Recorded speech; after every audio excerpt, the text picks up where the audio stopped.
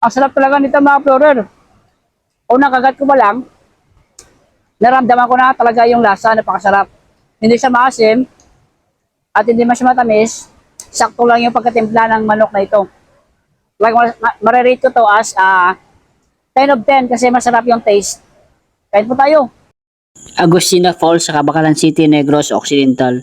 Nakuha ang pangalan nito mula sa isang lokal na alamat tungkol sa babaeng nangangalang Agustina na nabighani ng itim na ibon. Ang falls sa isang natural na pool na nabuo ng taunang pagbaha. At mga lokal dito ang pangunahing background nito bilang mga tiyak na makasasayang talaan ay hindi malawak na mga gamit.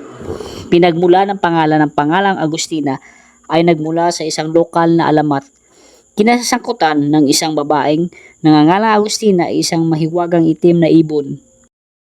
Geological formation. Ang talo na isang natural na pool na nabubuo. Taon-taon dahil sa pagbaha sa lugar. Lokasyon ito ay matatagpuan sa Barangay Oringao, Cabangkalan City, Negros Occidental.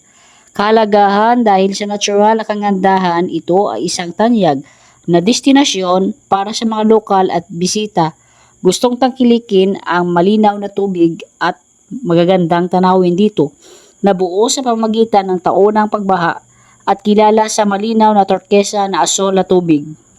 Tubig nito ay dumadaloy mula sa ilog ng Taagos at ginagamit din po ito bilang pinagkukunan ng kuryente. Tinatawag din itong kambal na nanahulog dahil sa malaki.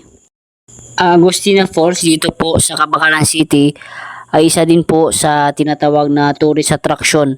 Marami din po yung mga tao na pupunta dito at naliligo din po sila, binibisita nila yung Agustina Falls kung gaano po ito kaganda. Pagkatapos, sa tuwing naliligo ka pala dito mga ka-explorer sa Agustina Falls, ramdam na ramdam mo po yung lamig ng tubig dito. Parang naliligo ka sa tubig na may ice.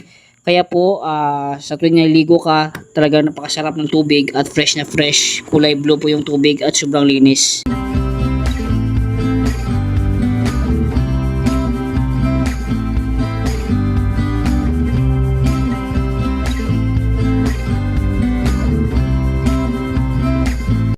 Mga explorer, tingnan niyo po si Vincent tatalon. Magdadrive po siya. Magbilang na ako ng tatlo tapos tatalon na siya. Sige po.